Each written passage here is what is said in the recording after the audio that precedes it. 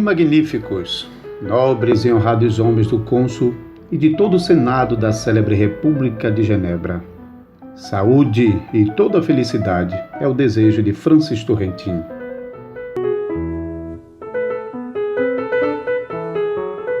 Com frequência, quando penso no estado desta república, em cujo governo Deus vos tem colocado, muito distintos nobres, ocorre-me tão grandes milagres pelos quais ela tem se tornado famosa, que o que o divino poeta outrora cantou concernente a Jerusalém, ninguém negará que, não imerecidamente, pode ser lhe atribuído. Coisas gloriosas se tem falado de ti, ó cidade de Deus. Deveras pequena, confesso, dificilmente existindo outra menor entre as milhares de Judá. Se as vantagens da natureza forem levadas em conta, grande contudo, dificilmente havendo outra menor, se os dons divinos forem postos em mira. Mas, ainda que as bênçãos que Deus, com mão liberal, derramou profusamente sobre ela, e nestes dias derrama, sejam inumeráveis,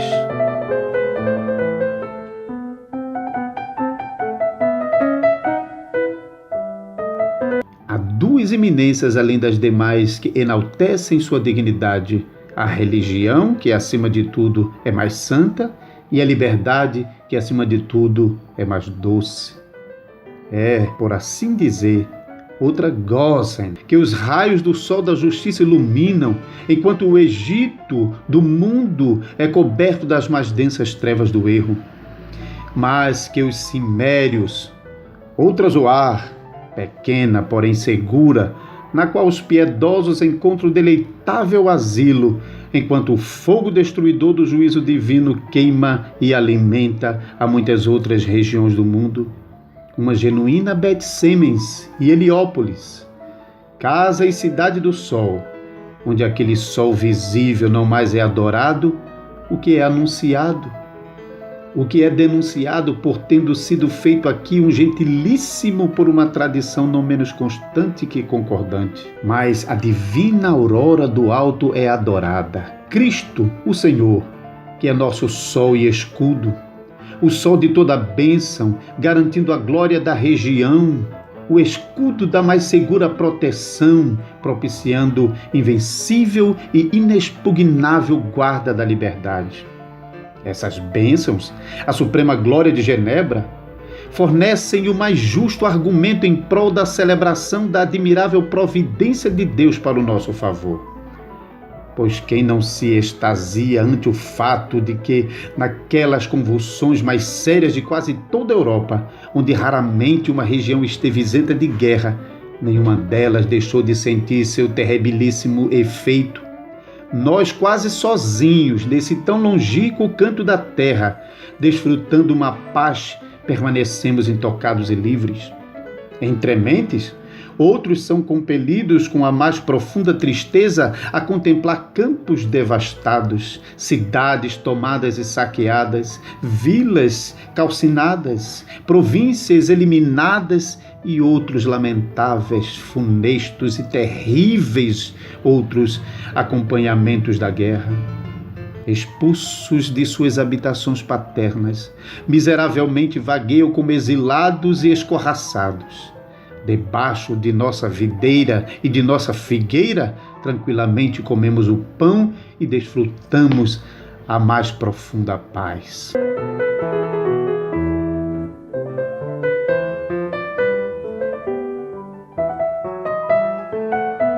Seríamos os mais ingratos dentre os mortais se não considerássemos essa liberdade e essa paz como puras bênçãos de Deus, o qual vela por nossa salvação. Então somente Ele produziu e produz essa nossa serenidade. Aquele que foi antes de tudo o autor de tão imensa dádiva, quis ser mais tarde o sustentador e conservador de tal presente. Pois quem mais poderia ter desvendado os artifícios de tantos conspiradores e traidores, além de todas as expectativas dos homens? Quem mais poderia ter compelido e frustrado tantas incursões e nefandas tentativas? Os amantes de hieróglifos, quando vão representar a providência que sustenta todas as coisas, costumam engenhosamente pintar uma cidade construída de arrimo, suspensa em pleno ar, sustentada por um grande braço estendido do céu. Nossa Genebra, não irreal e emblematicamente, porém verdadeiramente, é sustentada pela mão divina, não por meios ou assistências humanas, não por força nem por poder, mas por meu espírito, diz o Senhor dos Exércitos.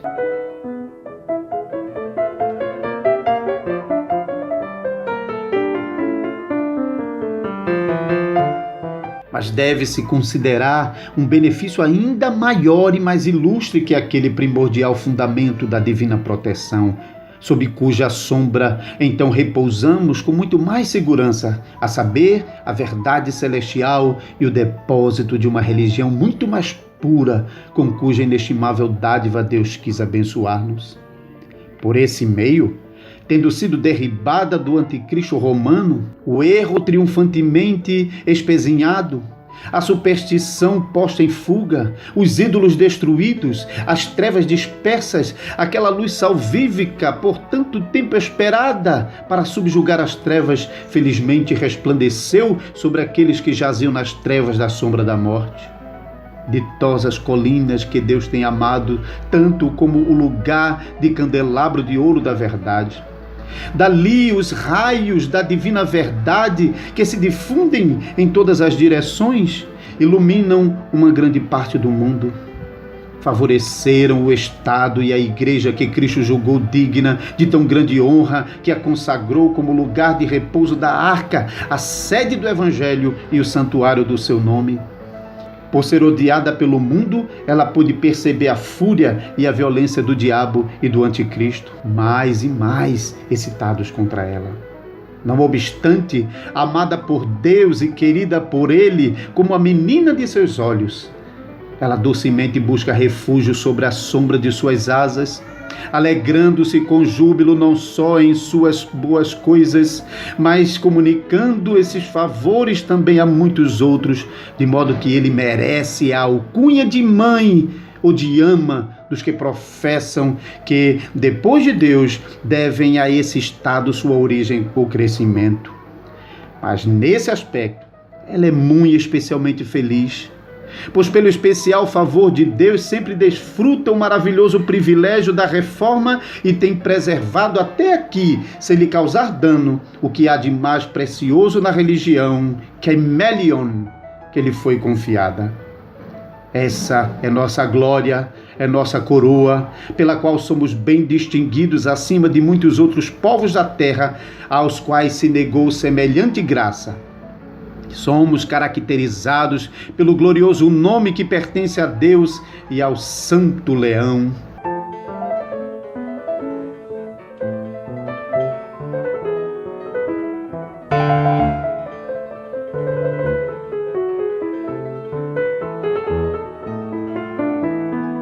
De fato, visto que nada nos seria mais importante do que constante e fiel custódia de um benefício tão imenso, com uma grata comemoração dele oferecida a Deus, o doador, era muito distintos nobres o incansável desejo de vossos pios ancestrais, que como as melhores amas da Igreja, sempre mantivessem entre os seus primeiros cuidados o de apoiar energicamente a causa da religião, não menos que a liberdade, para que fosse preservada pura e livre de todo contágio de erros. Muito sabiamente julgá-la como a estátua de Palas que Troia tão pouco fez descer do céu, escudo em que Roma outrora se gloriava, como a Arca da Aliança, penso indubitável da presença de Deus, de cuja retenção e conservação dependiam a segurança e a felicidade tanto da República quanto da Igreja.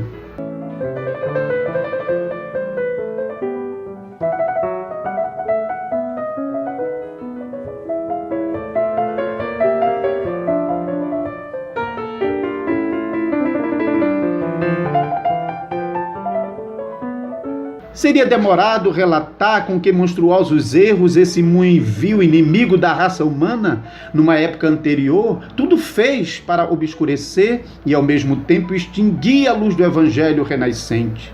não só pelos inimigos ajuramentados da reforma, que tudo fizeram para colocá-la de volta sobre o prístimo jugo da servidão anticristã, mas também por meio do pérfido Sinos, que vivendo em seu seio sob o plausível, porém falso pretexto de nutrir e ilustrar a religião, tentou introduzir na doutrina a fé de opiniões letais. Com maravilhoso sucesso, graças à vigilância de nossos ancestrais, o Senhor a libertou. Vossos anais testificam por quão numerosos e grandes estratagemas a obra divina da reforma foi atacada quase em seu nascedouro. Com que fúria de pessoas profanas e sediciosas a santa disciplina dos costumes foi assediada e com a miúde a pureza da verdade evangélica foi assaltada. Antigamente, isso foi tentado pela fanática ralé dos anabatistas, os quais no ano de 1536, imediatamente após os primórdios da reforma, causaram distúrbios aqui. Depois foram as artes enganosas, mas mutáveis que Proteus, e as muito iníquas calamidades de Péter Calori, o impudente sofista. Então, uma vez mais, as corrupções destrutivas da palavra de Deus e da doutrina ortodoxa causada por Sebastião Castellio, o líder dos semipelagianos modernos, pelos artifícios Muinvisa de Groet, um homem turbulento que lançou junto na mesma miscelânea de erros, samosatenianismo e maniqueísmo.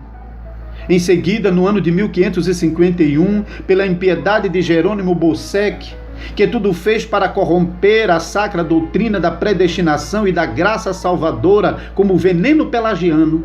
Por fim, essa obra maligna foi tentada pelas horríveis blasfêmias de Miguel Serveto, não um homem, mas um monstro de toda perversidade, em referência ao adorável mistério da Santa Trindade.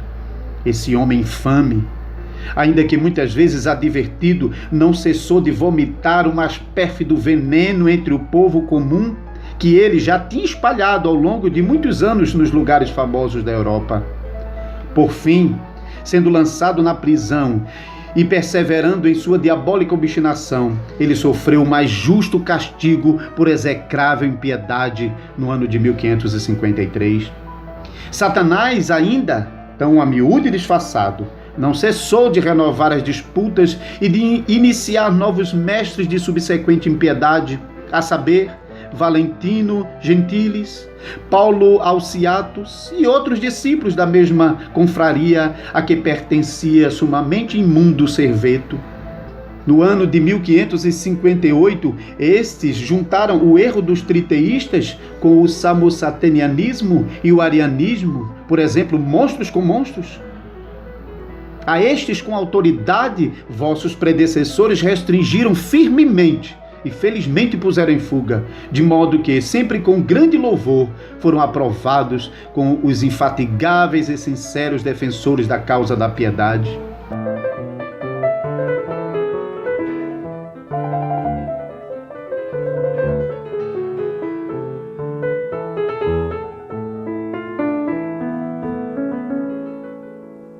Pronunciamento que o muito distinto homem de Deus Calvino outrora usou para referir-se a eles.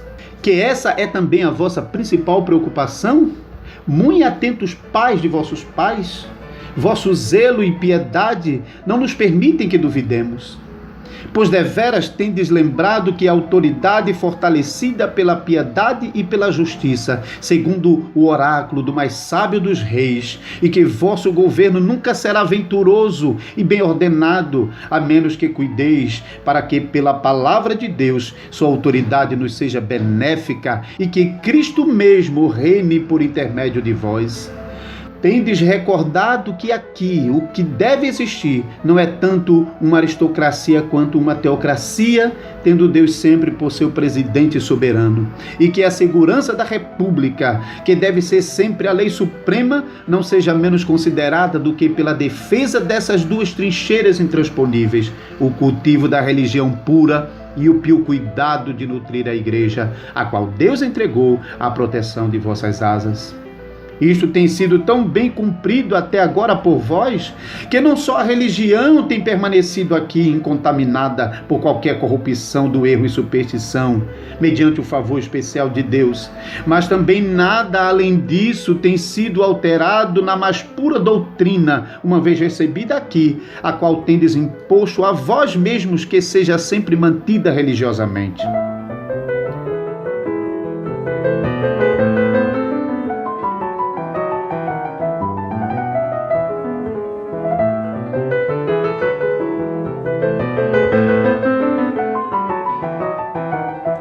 Continuai, senhores, constantemente nesse sagrado propósito e causa, por vossa piedade e incansável vigilância, para que essas coisas vos sejam perpétuas, de modo que, sob vossos auspícios, esta república seja sempre feliz e próspera na piedade até a última posteridade.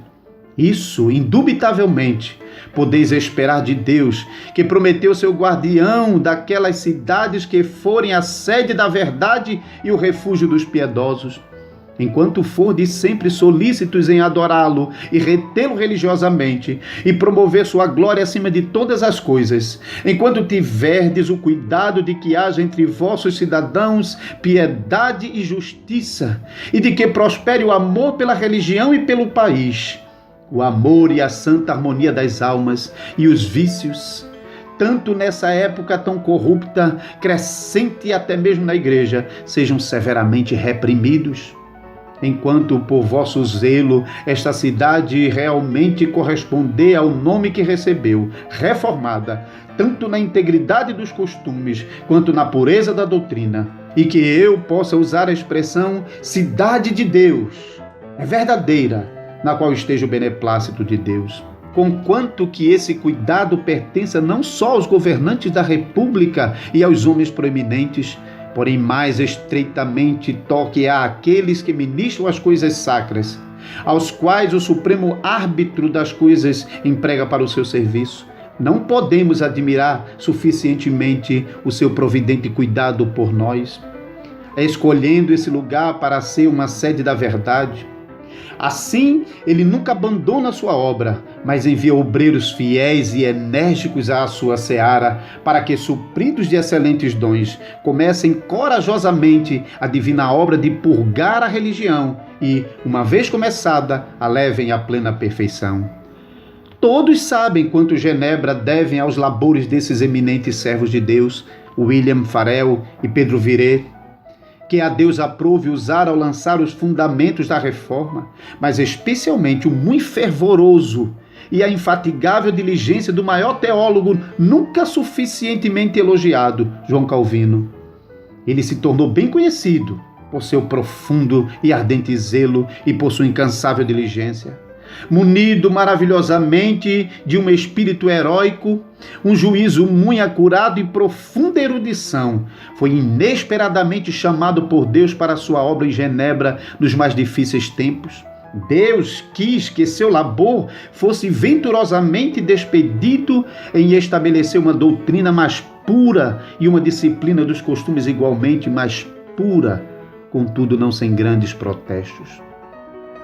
Seus seguidores, que mantiveram acesa a lâmpada após ele, sempre propuseram isto a si mesmo antes de quaisquer outras coisas: que sejam respeitados os balbucios impuros e os ensinos errôneos, os quais o apóstolo denuncia, para que a santíssima verdade que receberam impolutamente de seus ancestrais também possam preservar religiosa e impolutamente e transmitir a seus sucessores.